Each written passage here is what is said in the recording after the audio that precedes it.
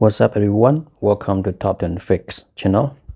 Today I want to show you how to hard reset on Vivo Y19s.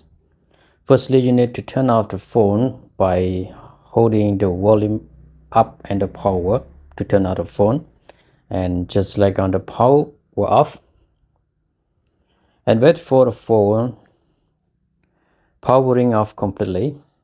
After that, hold the volume up and the power again. Okay, so let's get started. Okay, up and power, just hold it. Okay, all right here we have to use the volume down.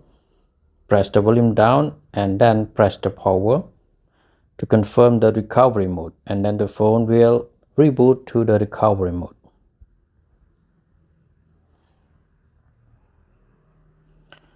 Okay, so right here is called recovery mode, and then we have to select on the clear data and select on clear data and okay.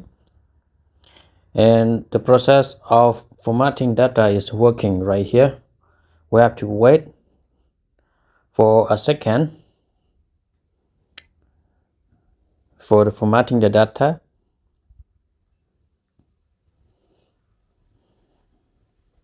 and after that return and go back and restart the phone.